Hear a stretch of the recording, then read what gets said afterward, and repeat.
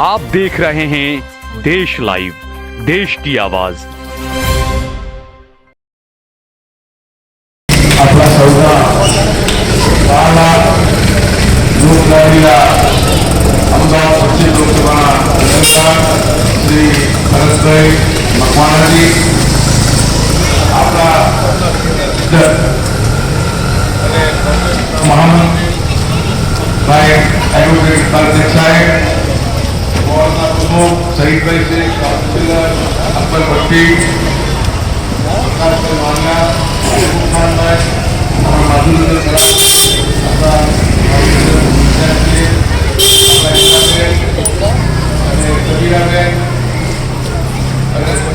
तमाम कार्यकर्ता बहुत મારા માર્ગદર્શકો બતાવો આપની સમક્ષ આગામી ચૂંટણીને લક્ષ્ય રાખી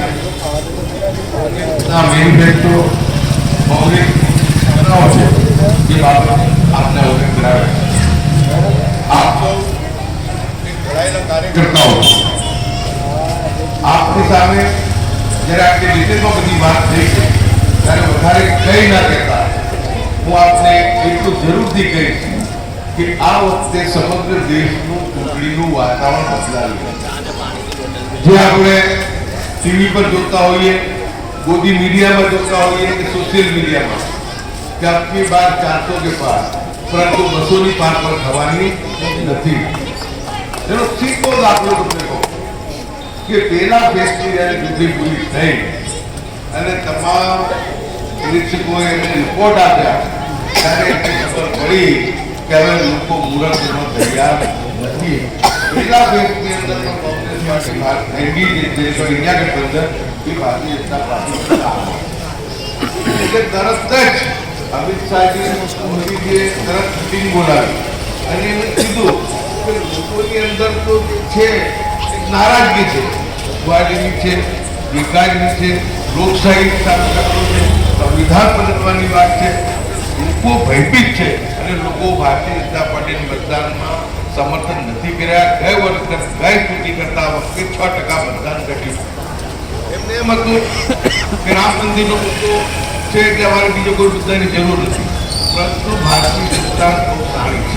ભારતીય જનતા પાર્ટી કહે છે કે રામ મંદિરને કર્યું એ સુપ્રીમ કોર્ટના આદેશ, એમાં આપણે કાંઈ લેવા દેવા એટલે એમને તાત્કાલિક નિર્ણય કરવો કે હવે બિલકુલ હવે એકદમ જેને કહેવાય કે દોલત મુદ્દાઓ સીધું હિન્દુ મુસ્લિમની વાત કરવામાં એટલે બીજા દિવસથી 140 કરોડ વસ્તીના વડાપ્રધાન એટલી હલકી કક્ષામાં વાત કરવા લાગ્યા કે 6 બાળકો પેદા કરવાવાળા ખુશ પેઢીઓ આમ કરીને એક સમાજને અપમાનિત કરવાનું મુસ્લિમ સમાજને જે છે આસ્થાને ઠેસ પહોંચે એની લાગણી દુભાય એ રીતના એમને ભાષણો કર્યા કે ક્યારે પણ એ દેશના વડાપ્રધાનને શોભે નહીં, પરંતુ એમની પાસે હવે બીજો કોઈ રાખતો નથી એટલે એમને ખબર છે અત્યાર સુધી જે ચૂંટણીઓ જીત્યા છે તે ફક્ત હિન્દુ, મુસ્લિમ, ભારત, પાકિસ્તાન એટલા પૂરતું એમને આવડ્યું છે, બાકી હિન્દુ લોકોને નથી રોજી આપી શક્યા, નથી લોકોને રોટી આપી શક્યા, મોંઘવારી વિશ્વાસ છે, બેકારી છે, બેરોજગારી છે, એટલે આ બધી વસ્તુઓને જો ઠાકવું હોય એટલે હવે તમારે બિલકુલ એવો વાતાવરણ ઊભું કરી દો કે જેનાથી લોકો જે છે ધાર્મિક વિકરણ ઊભું થાય અને પાછા જે લોકો નારાજ થઈ ગયા છે એ વળીને આવે, પરંતુ બાપનો ઘોડો હવે ભરાયો સમજદાર થયા છે। સમગ્ર દેશની અંદર એવું વાતાવરણ છે કે કોંગ્રેસ પાર્ટી રાજસ્થાનમાં બહુ સારું કરી રહી છે, મધ્યપ્રદેશમાં કરી રહી છે, પંજાબમાં, કર્ણાટકમાં બહુ સરકાર છે, તેલંગાણામાં એ જ રીતે જે ઇન્ડિયા ગઠબંધન જે લોકો છે એ પણ શરદબાબુની એમપી હોય, ઉદ્ધવ ઠાકરેનું હોય, તેજસ્વીની યાદવ હોય, અખિલેશ યાદવ હોય, અત્યારે દેશનો એજન્ડા ફક્ત 3 લોકો ડિસાઇડ કરી રહ્યા, 3 યુવાનો રાહુલ ગાંધીજી, અખિલેશજી અને તેજસ્વી યાદવ। એટલે 50 સીટ કોંગ્રેસની ખાલી વધે, 50 સીટ એનાથી વધી રહી છે વધારે, તો એ 300 પરથી સીધા 250 આવે અને જે ઇન્ડિયા પક્ષના લોકો છે એ પણ 100 કરતાં વધારે નુકસાન કરી રહ્યા છે। પરિસ્થિતિ તો એવી છે કે 900 પાર થાય પરિસ્થિતિ નથી, એટલે વધુમાં વધુ જો લઈ જાય તો 200 કરતાં વધારે નથી, લોકોને પકડી રાખવા માટે, લોકોને અંદર ભય કરવા માટે પરંતુ આપને અવગત કરું છું કે આ જે ડિક્ટેટર છે એના વિભાગ એ સાબિત નથી અને આગામી દિવસોની અંદર પરિવર્તન છે. ગુજરાતની અંદર જ્યારે કોંગ્રેસ પાર્ટીનો ઉમેદવારો સારો સમય ચાલતો ત્યારે ફોર્મ ભરવા જાય તો 2000, 5000, 10,000 લોકો, પરંતુ આજે જ્યાં જ્યાં કોંગ્રેસ ઉમેદવારો ફોર્મ ભરવા ગયા છે ત્યાં 50,000 થી લઈને 7 લાખ રૂપિયા બાજુ જે ફોર્મ ભરવા સાથે અને એક પરિવર્તન છે. ક્ષત્રિય સમાજની નારાજગી છે, દલિત સમાજની નારાજગી છે, ઓબીસીની નારાજગી છે અને મુસ્લિમ સમાજની તો બિલકુલ અવગણના છે. એટલે એની નારાજગી સ્વાભાવિક હોય એટલે જે કોંગ્રેસનો ગોલ બંધાતા હતો એ પાછો અત્યારે બિલકુલ જેને કહેવાય કે મજબૂતીની સાથે એક જીત થઈને બહાર આવે છે. અમદાવાદ પશ્ચિમ લોકસભાની સીટની અંદરની વાત કરું કે જો આપણે ભેગા મળીને આ સીટની ઉપર સારી રીતે જો આપણે મતદાન કરીએ તો ગઈ વખતે ભલે વિધાનસભાની અંદર બગાસા કરતા પતાસો આવ્યો અને તારક મહેતાનો ભાગો જીતી ગયો, એવું હવે થવાનું નથી. અહીંયા 20,000 કરતા વધારેની દરિયાપુરથી મળશે, 20,000 કરતા વધારે લખી રાખો તમે. એ રીતના જવાનપુરની અંદર 40,000 કરતા વધુ લીડ મળશે. દાણલીમડીની સ્થિતિ પણ એક છે, એની સામે આપણી સામે થોડું બી છે એલિઝબેથ અને મણિનગર. પરંતુ જ્યારે જનતાનો માનસ પરિવર્તન થયો હોય, જનતા જ્યારે મત આપવા તૈયાર થઈ હોય, જનતા એમના ખોટા જે હિન્દુ મુસ્લિમના જે લડાવના પેટા જેને સમજી ગઈ હોય, લોકોને કઈ જ નથી. આપણે જોઈએ છે આપણા દુધેશ્વરમાં એક મકાન મુસ્લિમનો હોય, એક મકાન દલિતનો હોય, એક મકાન મારવાડી ભાઈનો, એક મકાન મુસ્લિમનો બી ઘણા મકાનો જોયા છે. એટલે એવું તો કંઈ છે નહીં હિન્દુ મુસ્લિમની અંદર, પણ કૃત્રિમ રીતે આખું વાતાવરણ ઊભું કરી અને એવો ભય ફેલાવવામાં આવે ને એવો ભય પ્રસરવામાં આવે કે જેનાથી લોકોની અંદર ધાર્મિક વિવિધતા અને વિભાજન થાય. પરંતુ આ સેક્યુલર દરિયાપુરની જનતા જેને 3 વખત મને ધારાસભ્ય બનાવ્યો, અહીંયા મેજોરિટી મુસ્લિમ સમાજના મતોની નથી, મેજોરિટી હિન્દુ સમાજના મતો 60%, 40% મુસ્લિમ સમાજના મતો. પરંતુ હું ગૌરવ સાથે કહું છું કે આ દરિયાપુર વિધાનસભાની અંદર હિન્દુ સમાજે મને પૂરો સાથ અને સહકાર આપ્યો. જો હિન્દુ સમાજે સાથ સહકાર ના આપ્યો હોત અને મુસ્લિમ સમાજે ખભેથી ખભા મિલાવીને મત ના આપ્યા હોત તો 3 ટર્મની વાત તો દૂર રહી, 1 ટર્મ પણ ના જીતી છે. પરંતુ આ જ બતાવે છે કે આપણે ત્યાં હિન્દુ મુસ્લિમની વાત દરિયાપુરમાં નથી અને આપણે ભેગા થઈ આ વખતે કરીશું, સમીકરણ કરીશું. મને પૂરો સંપૂર્ણ વિશ્વાસ છે કે જ્યારે વાતાવરણ બદલાતું હોય છે ને, વાતાવરણ પલટાતું હોય છે, આજે ગુજરાતની અંદર સમગ્ર ગુજરાતમાં હું પ્રવાસ પણ કરવાનો છું, ચર્ચા પણ મારે રોજની થાય છે. પરિસ્થિતિ એવી છે કે જે કૃત્રિમ માહોલ ભારતીય જનતા પાર્ટી ઊભો કર્યો હતો અને લોકો પાર્ટી છોડીને જતા હતા, આજે અર્જુનભાઈ ચૂંટણી હારી રહ્યા છે, સીજે ચાવડા કોંગ્રેસમાંથી ભાજપમાં ગયા, ચૂંટણી હારી રહ્યા છે.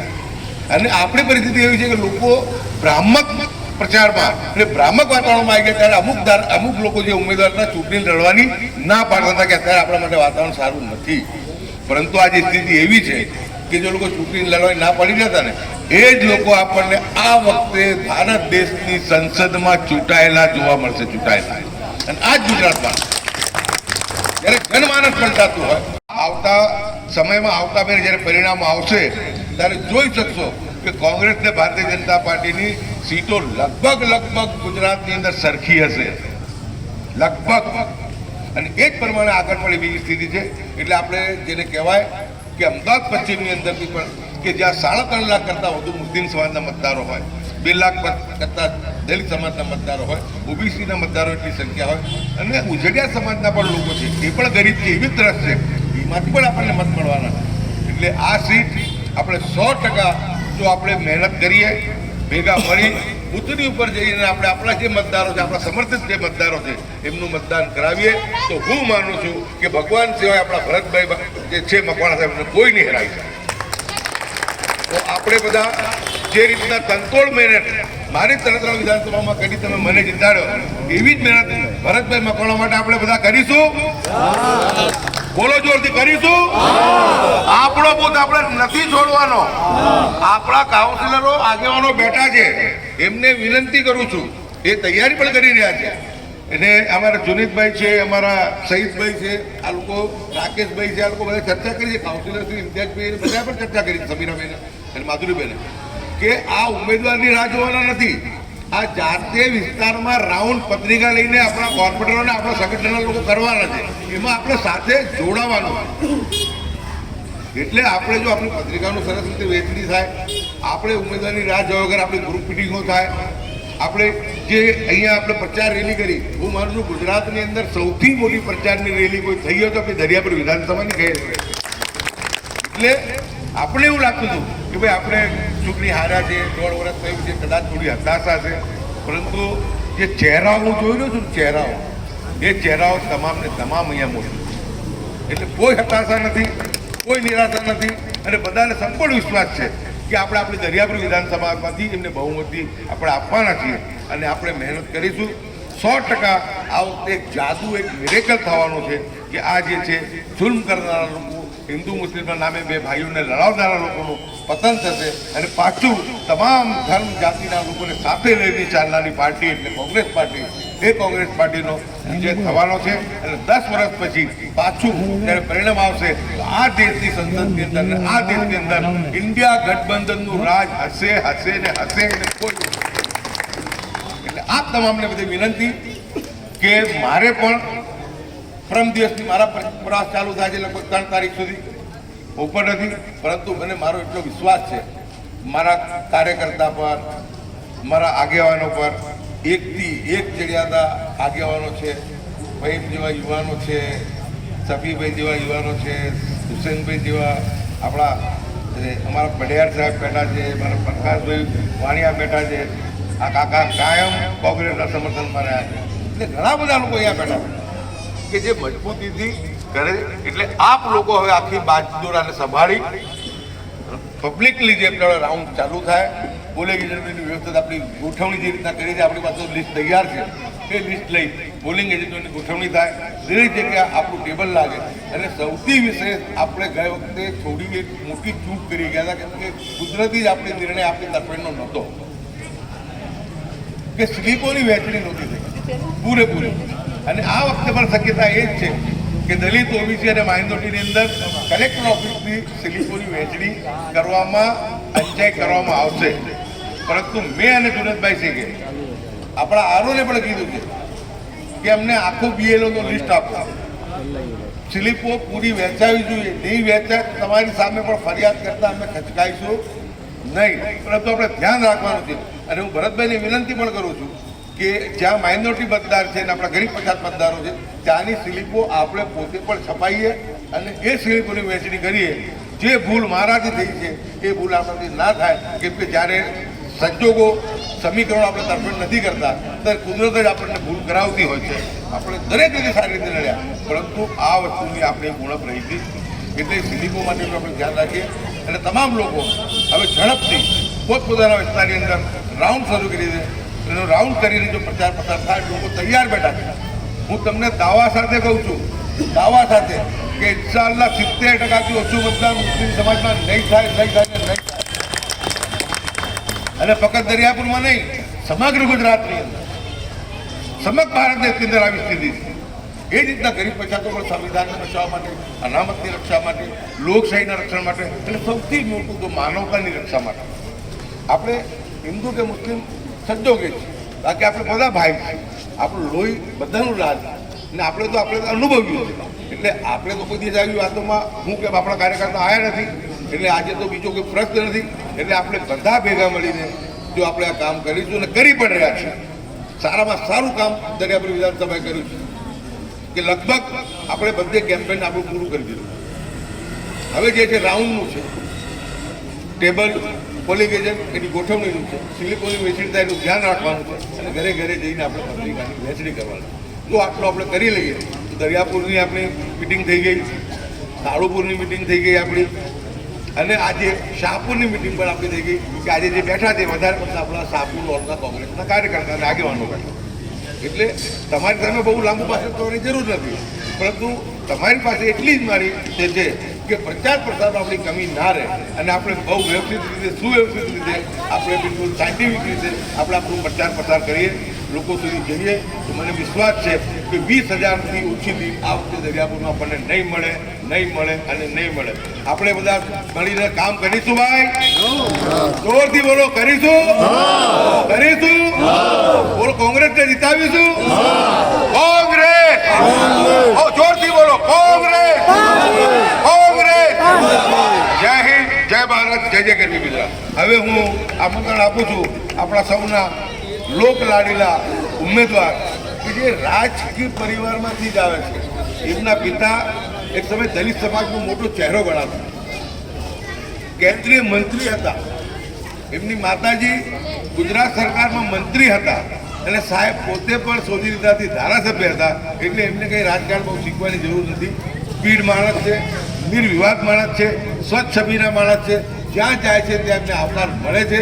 અને આપણે બધા ભેગા મળી અને આ વખતે ભારત દેશની અંદર આપણે ભલે ધારાસભ્ય દરિયાપુરમાં ગુમાયો હોય, પરંતુ આ વખતે દરિયાપુરમાંથી આપણે સંસદને ચૂંટીને મોકલીએ એટલી જ આયોજના સાથે જય હિન્દ, જય ભારત, જય જય કરવી ગુજરાત.